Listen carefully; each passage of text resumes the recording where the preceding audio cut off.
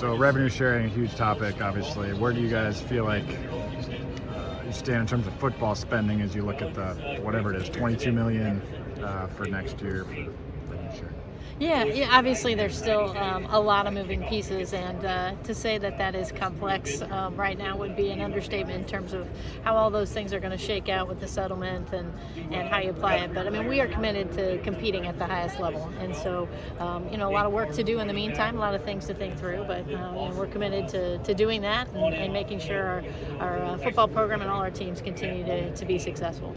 I know the breakdown has been widely discussed. Should it be based on student-athlete male-female ratio, or should it be based on, say, marketability, which football certainly is at the top of that? Where do you fall right now? Where do you think it's going to lead? Yeah, I think there's, again, enough open questions that I don't know if any of us know exactly where that's going to land. And, we're running a lot of different models, and so that we're prepared for all of those different options. And perhaps there'll be some guidance that's very clear. We've not gotten that on a lot of topics so far to this point. But until then, I think all you really can do is sort of model out different options of how you would, how you'd lay it out, where you distribute resources based on what that landscape looks like. So I feel like regardless of where that is, we're going to be prepared to execute and move forward. Some of your fellow conference members are doing things with their NIL situation where points are being distributed for season ticket holders or events being held where they can raise money on their campus.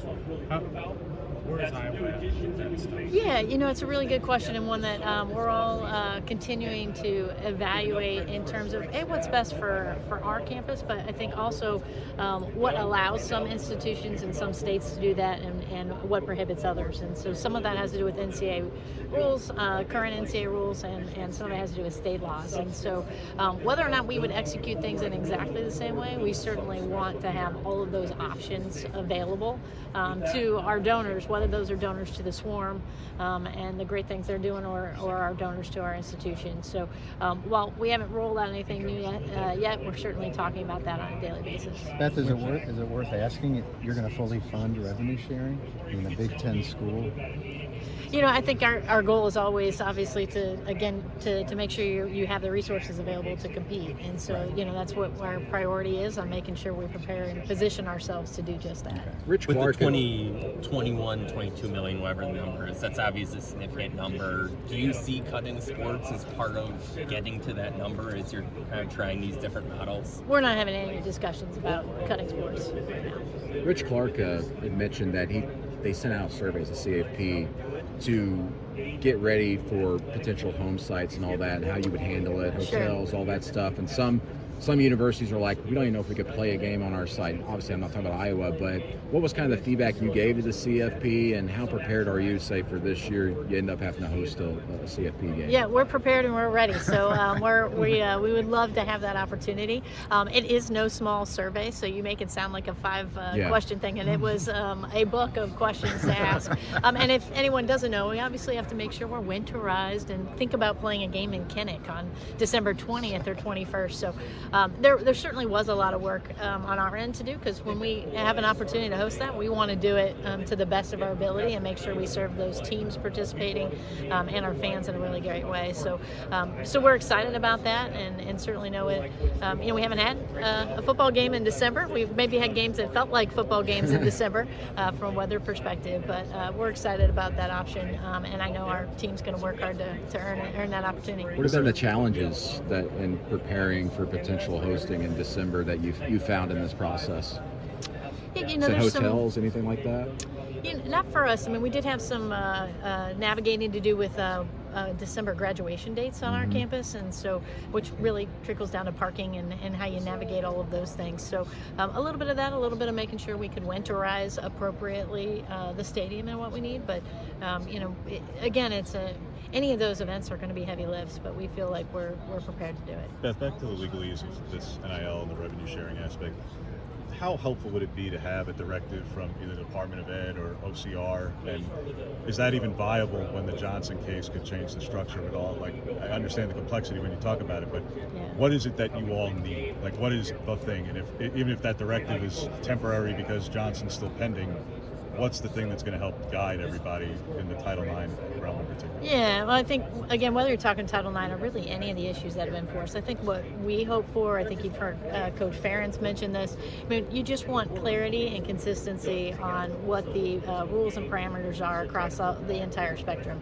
And after that, then you put the puzzle pieces together, and we all have our own institutional strategies that allow us to move forward. So no matter where a directive comes from, I think having some indication from some entity, even if for a short period of time, as you referenced, there are court cases moving forward at different paces and different cadences, but any level of finality for a period of time, I think, allows us to start to move forward and enact one of these models I mentioned that we're working through. When Jeffrey Kessler says this almost undoubtedly will end up in another court case if because schools are left to their own devices. Yeah. How not encouraging is that, given that he represented the three parties in the House cases and all this other stuff? I don't know. It's hard to remember a time when we weren't involved in court cases in college athletics, right? That is, become a consistent theme, and it's really critical that we all are tracking on those, and certainly our local general councils as well as the conferences are always going to be monitoring that.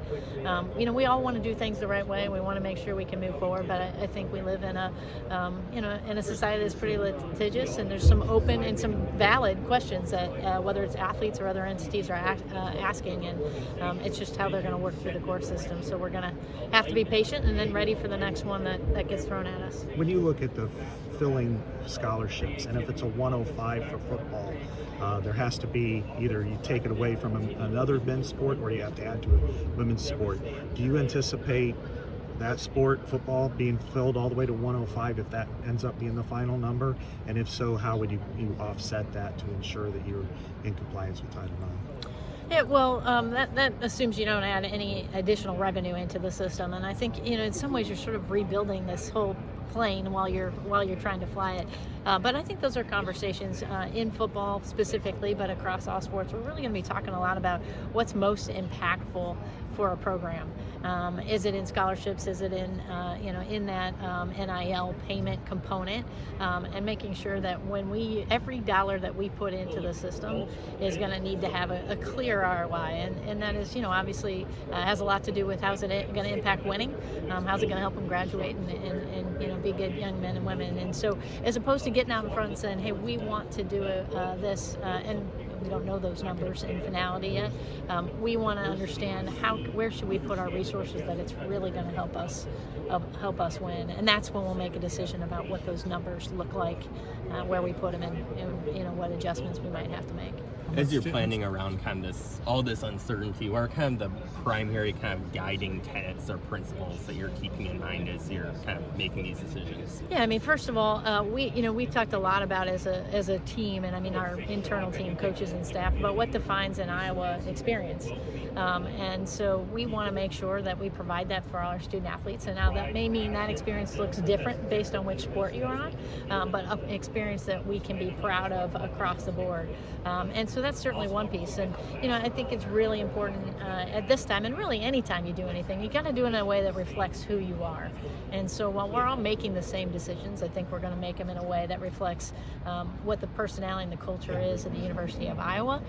It's got to make sense for the culture that a particular coach builds, and that looks different obviously in our football program, and then it might in some other Big Tens, as it might look different in women's soccer. And so trying to sort through all those things and allow our coaches to be part of that decision making about how their needs might look a little bit different, and then how can we try to meet and serve them in the middle.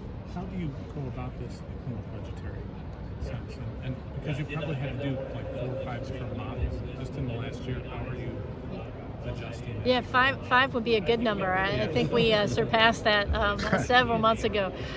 When just like you, I'm reading everything you all are writing, and so it changes those models on a daily basis. But Yeah, you know, it is. There's a component of this that is just purely a financial exercise, right? You've got some basic Excel sheets where you're moving numbers around, and now you've got them built out where I can make a change in 2 seconds, and it's just spitting out. And the execution of those is a lot different. But in terms of building them, you kind of get a template for, you know, how you move things around, how you're going to make sure you're still in compliance with Title IX from scholarships or participation standpoint. I mean, you can do all of those different things in really a click of a button. But it's, you know, from a financial perspective, I mean, it's real. And so, you know, you really are focused on 2 things, right? How do you allocate the resources you have in the best way possible? And how do you generate more revenue?